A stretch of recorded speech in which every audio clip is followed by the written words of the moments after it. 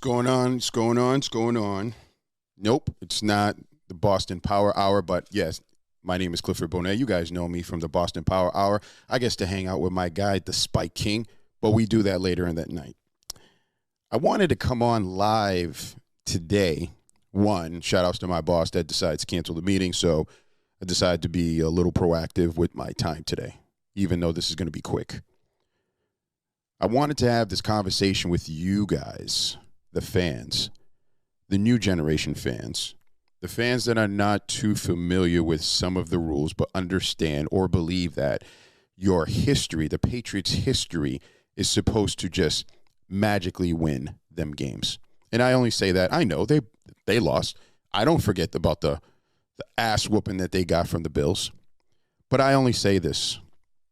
This past weekend, I was extremely fortunate, as you were all, to have watched some great football. In the beginning, some of the games started off a little bit slow. But for the majority of the games, extremely excited. Whereas my son, my daughter, my wife, we all watch these games together. Typically, they just watch it just for me, and they're on their iPads, their phones, or doing whatever it is on the side. It's more like white noise for them. But this weekend, we came together as a family to watch these games. I'm looking over here at my notes, so don't mind me. First of all, congratulations to all the winners. You guys moved on.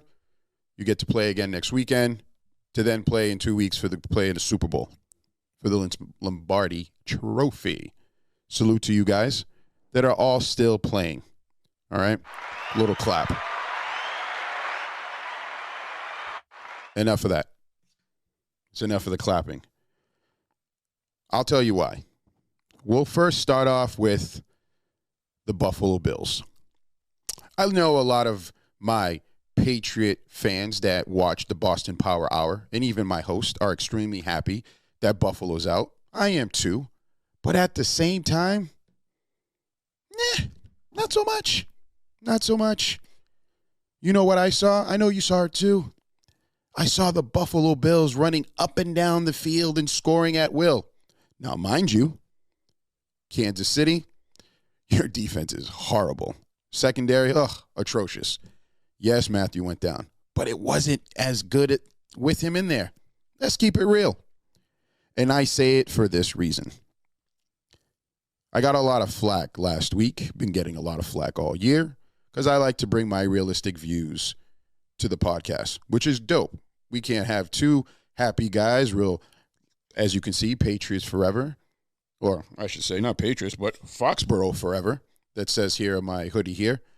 But I like to think that I like to look at it more from a realistic perspective as opposed to more of like a fan perspective per se. Nothing wrong with that. It's just that I don't get real gung-ho about everything, right? Patriots played the Buffalo Bills and got their ass beat. I got a lot of flack for putting a brown bag and saying, what the because I should be like, we made it to the playoffs. Rookie did well. It was a rookie. Keep using that rookie line. We won more games than we won last year. We've identified who our future quarterback is. To me, I'm like, did we? Did you guys see what the quarterbacks were doing?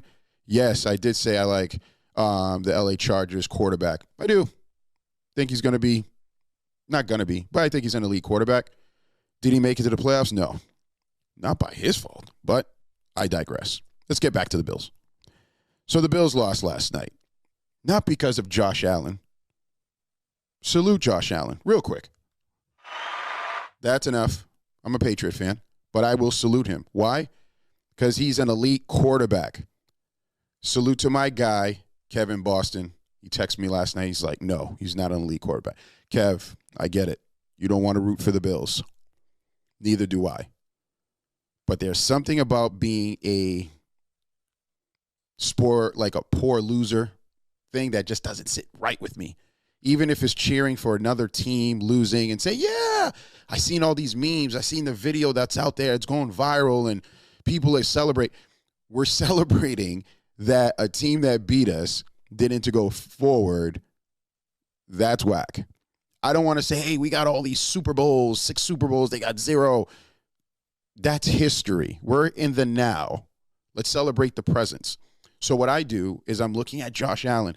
He's running everywhere. He's throwing the ball. He's running the ball. He's running over linebackers. Am I a little bit envious? Just a little bit. Probably much more than just a little bit, but you should be too. Because our quarterback, yes, he's a rookie, hasn't shown those type of skill sets. Not yet anyway. He's not as big.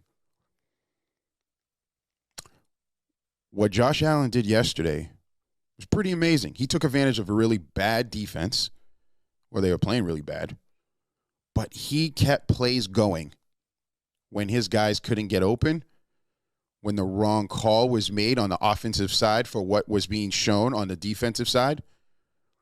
But Josh Allen didn't lose the game or is not moving forward because he didn't do his job. I blame that on whoever made that defensive call play. Like, we have 2 guys that are basically catching everything for you in Hill and Kelsey. For whatever reason, you guys decide, the defensive coach, not to jam. And I'm pretty sure if you guys have listened to the Sports Hub this morning, WEI, or wherever you get your sports knowledge from, you're like, oh, Cliff, you're just regurgitating everything that's being told. Maybe, maybe not. I was watching the game, and maybe I need to get in the Twitter world to vent, to say what's going on. I was using IG. Probably not the best platform to do that, but that's what I was using. And I'm saying, what are they doing? They need to go down the field, jam them. And for those that are not familiar with the term jamming a receiver, I'll let you know. Little history, because history matters.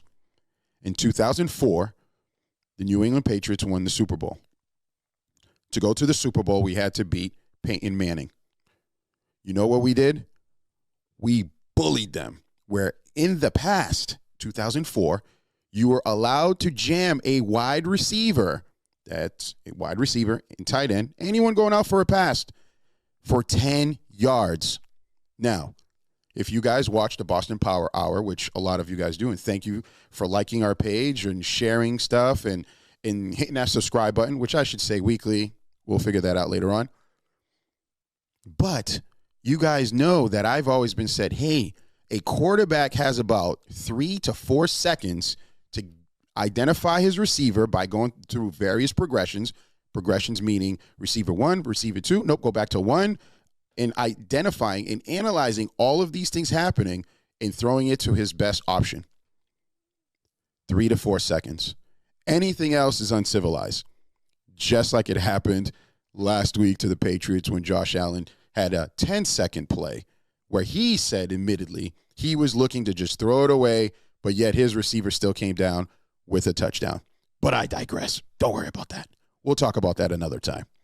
But today, we're talking about how these guys were just running around. Back to the jamming. 2004, Ty Law, Hall of Famer. Ty Law intercepted Peyton Manning, I believe, 3 times. If I'm wrong, correct me, but I know it was a lot. That won us the game. Do you know why? Because he was one of the very last shutdown corners where he was on an island by himself with whomever that receiver was on the other side of the line, jamming said receiver, following receiver, while still keeping an eye and keeping his head on a swivel. That means this, on Peyton Manning, and saying, interception, I got you. Funny enough, fun little tidbit, the NFL changed the rule for the season of 2005. I wonder why. I don't know. I'm just guessing. But you know what changed? Peyton Manning changed. He was able to create a record that same year based on the change. Why? Because you can no longer jam his receivers for 10 yards, only 5. And what that means, it gives him time, or the timing of said routes are better for him, where he can either pump fake, get the safety out, pass it, check down, whatever. All I know is The rule was changed from 2004, going from 10 yards to Chuck, which is jamming. We talked about that, to 5 yards. And then guess what? Peyton Manning gets a new record and wins his Super Bowl. But anyway, I digress. Let's go back to now. So from 2005 to 2021-22, we all know that you can jam a receiver at the line for 5 yards. Anything more, you'll be called with a pass interference flag, okay? Even that would have been okay. That would have been better than letting Kelsey just go down the line and catching the ball, slamming Tyreek. If you don't believe me, because who am I? I'm not an NFL analyst. I'm just a guy that loves to produce a lot of shows, and the sports podcast happens to be one of them. But I heard that very statement this morning while I was having my coffee and corn muffin. One Scott Zolak mentioned that. Now, was Scott Zolak a Hall of Fame quarterback? No, but he did play the game. So I respect his views. And there are others on other platforms and programs that I watch that said the same thing. So I'm saying to myself, wow, I might know what the hell I'm talking about. It makes sense to me. I'm not going to let a guy beeline right down, some guy that can run 4.3 in a 40, go and pitch and catch the ball. Didn't make sense. Didn't make sense. So again, Josh Allen is an elite quarterback. We should want someone like him, and we do hope, I hope, as a Patriot fan, that Mac Jones can become someone like that. Does he get rid of the ball? Does he get caught up and puts his team in bad positions? Yes, but he's making plays. Same things as Patrick Mahomes. Ladies and gentlemen, boys and girls, this is the way that the NFL has been moving. These mobile quarterbacks, these big quarterbacks from Lamar. And it actually started way before. There was Randall Cunningham, but you guys probably didn't know about that type of history in football. But if you do, you know what I'm talking about. You've never had a quarterback with the accuracy that he now has. He learned that over maybe 2 years. That he's that big and strong. The last person we can say similar to that was, no, not Lamar Jackson, because he still needs to work on his throwing ability, in my opinion. But I'm talking about Michael Vick. But Michael Vick was a smaller quarterback. He wasn't this big guy. The last guy, actually, that I can remember or that reminds me of this Josh Allen right now is Ben Roethlisberger. Big Ben came out of college, Nebraska, and he was rumbling, dumbling, and throwing these pitches. That's what he reminds me of. A stronger Ben, I think, in a sense of he can actually truck people, and he's looking to truck people. But anyway, let's move on. Let's talk about why they didn't kick it. And Patriots fans, you guys know this. When we kick the ball, we don't kick it through the end zone. We kind of kick it short, especially during halftime, so they can come out and you can burn a little bit of time. I believe there were 17 seconds. Squib kick. Let me just read the definitions for those that don't know what a squib kick is. It's a strategy. The squib kick is a tactic used to prevent a long return, usually at the end of the half or end of the game. On average, the receiving team will gain better field position than it would returning a normal kick, regular kick. So we don't do that. However, it may be considered worthwhile by the kicking team as it is more difficult to return for a touchdown. Now, the clock is not your friend right now when Patrick Mahomes is on the other side. And they've been scoring at will. So what should you do? Because they have 3 timeouts. Kill time. When they kicked it through the field, excuse me, but when they kicked it past, and I'm saying this makes no sense. Kick it short. Make him come out. Squib kick it. None of that. I said,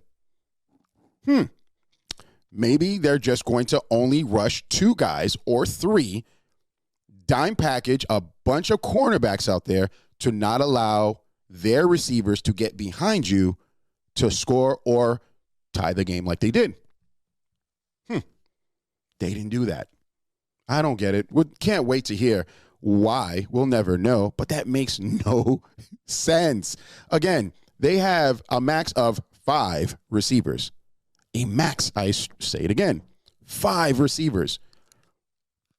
That means you kind of have the advantage on defense. Let Patrick Mahomes run around, burn the clock. Allow him to run forward if he really wants to do that. That's cool. But have one guy spy him. That's why I said send 2 and have 1 spy to watch him. Okay? That didn't happen, but I digress.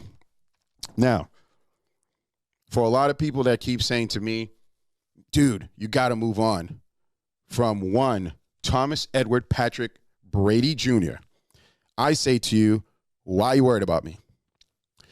Tom provided a bunch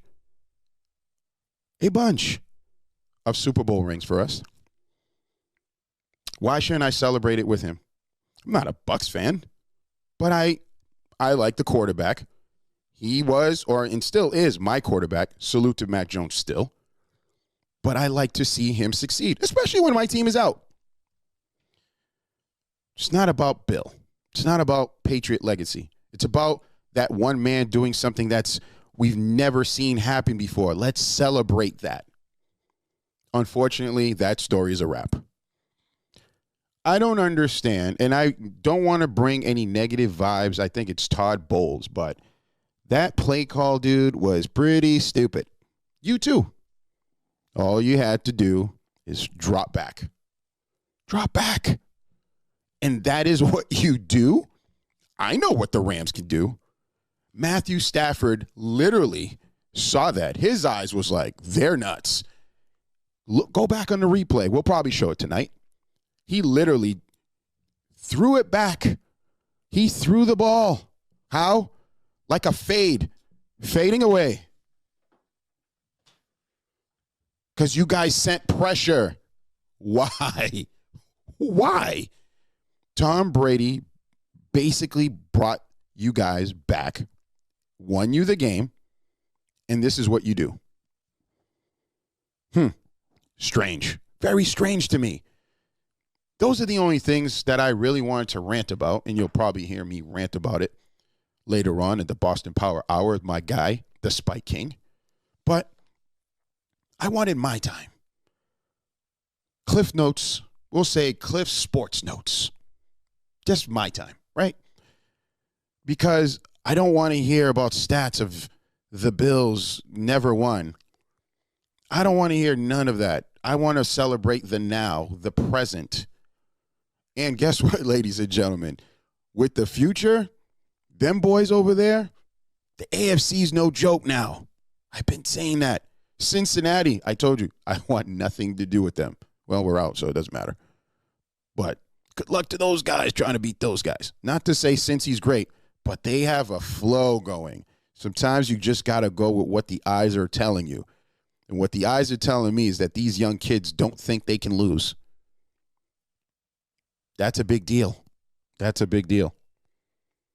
So I want to end today's little rant speech, Cliff Sports Notes, just by saying, let's all celebrate and not be haters. I don't want to be one of those guys. I know I'm not. And I don't want you guys to be that. Because I appreciate the banter between all of us. I appreciate the DMs that people hit me up saying certain things in the conversations. But there's some craziness being held out there. There was one, I wish I saved it. And maybe if I really care, I'll talk about it on the Boston Power Hour. This kid was saying that they should not allow quarterbacks to run for more than 7 to 10 seconds. The play should be called dead. What are we doing? The product is an amazing product, and you're trying to just add weird, quirky things? No, that makes no sense, dude. That's borderline idiotic. No disrespect, but disrespectful. That's idiotic. Doesn't make sense. There's a lot of things. Like, I get it. I want my team to win too, but do you guys honestly believe, and if you do, I can't have a conversation with you guys because that's absurd, that the Patriots had any chance of beating any of these teams? We got to be realistic. We got to say we have a lot of work to do. And it might start on the defense first. Because you know what? Even if he had a bunch of receivers, he still has to have the arm strength to get it to his receivers. He still has to be able to shuffle and move inside the pocket to avoid the rush like Brady had to with Donald, and he was still getting killed. Does he have the legs like a Allen? I know, guys. I know. Silver Bullet said that he's better than Tom Brady in getting first downs and running around. He's a lot of proving to do. To me, instead of running around, let's try to identify who's available. Let's try to maybe make some audible plays. Let's maybe audible the line so the line can shift different ways to create different protections. And I think at the end of the day, that's really what it was. I think we've been blessed to have Tom Brady as our quarterback, had Tom Brady as our quarterback. And he took care of a lot of deficiencies that we had. Again, if you're the average person that you want to get a few beers, you watch football, and you love the stats, and you want to do the fantasy and gamble, that's cool. If you don't want to listen to me, that's cool too. But listen to the guys that really know. They will tell you how imperative it was for the Patriots to make change, audible line changes, identifying mics, identifying what the defense is doing, and having a rapport with receivers. So that's what I'm kind of holding on, because Spike says, hey, just wait till Mac has rapport with his receivers. He still needs to get receivers that can open up, get open on the field. But I just say this. Forever Foxborough, but forever a sports realist. Ladies and gentlemen, I appreciate you guys listening to me for the past 22-something minutes. And guess what? These are just my notes, man. The Cliff Sports Notes. We'll see you tonight. Make sure you guys like this video. Make sure you share this video. Make sure you comment. Do whatever it is that you do. But definitely check us out, and I'll see you later.